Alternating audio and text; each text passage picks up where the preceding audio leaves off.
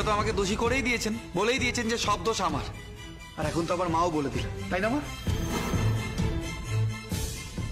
তাই শাস্তি একা পরমা কেন পাবে, আমারও পাওয়া উচিত। সব সত্য জানতে এবার অনাথাশ্রমের মিসকে নিয়ে অতনু বাবুর মুখোমুখি দাঁড়াল সুধীরা।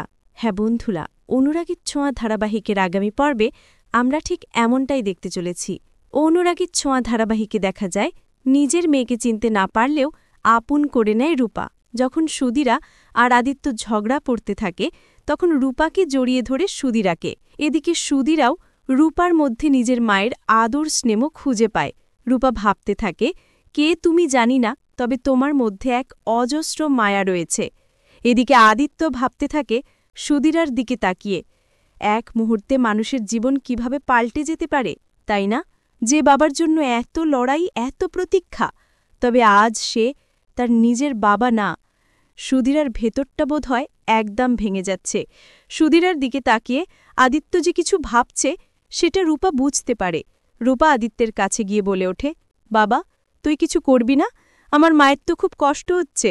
আদিত্য রূপাকে বলে, হ্যাঁ করব, নিশ্চয়ই করব।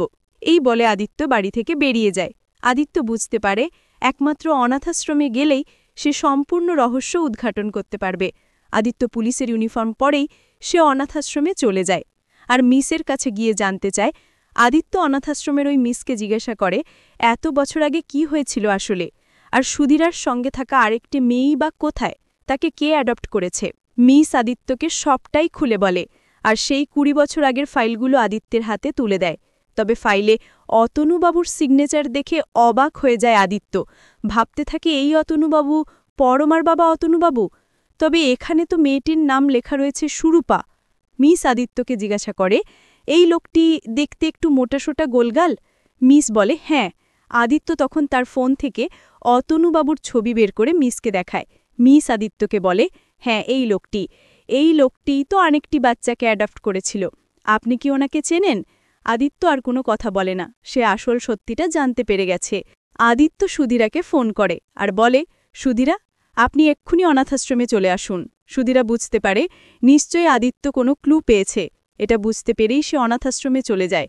আর অনাথাশ্রমে যাওয়া মাত্রই আদিত্য সুধীরাকে সবটা দেখায়।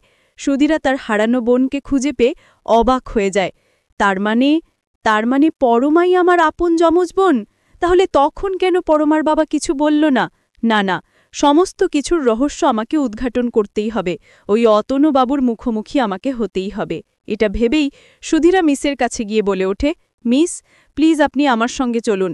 আপনাকে আমার খুব প্রয়োজন। একমাত্র আপনিই পারেন অতনুবাবুর মুখোমুখি হতে আমাকে নিয়ে। মিস সুধীরার তাই রাজি হয়ে যায় আর আদিত্য সুধীরার সঙ্গে চলে যায় অতনুবাবুর বাড়িতে। অতনুবাবুর বাড়ির সামনে গিয়ে সুধীরা কলিং বেল বাজায় আর অতনুবাবুর দরজাটা খুলে দেয়। তবে আদিত্য, সুধীরা এবং মিসকে দেখে অতনুবাবু প্রচণ্ড চমকে যায়। নিজেকে আড়াল করার চেষ্টা করলেও লাভ হয় না কোনো। সে বুঝতে পারে আসল সত্যিটা এবার সকলের সামনেই চলে এসেছে। তো বন্ধুরা, তোমরা এটাই চাও তো যে এভাবেই যেন অনাথাশ্রমের মিসকে নিয়ে অতনুবাবুর মুখোমুখি দাঁড়ায় সুধীরা? কমেন্ট করে জানিয়ে দাও তোমাদের মতামতটি। আর চ্যানেলে নতুন হয়ে থাকলে অবশ্যই চ্যানেলটি সাবস্ক্রাইব করতে ভুলো না।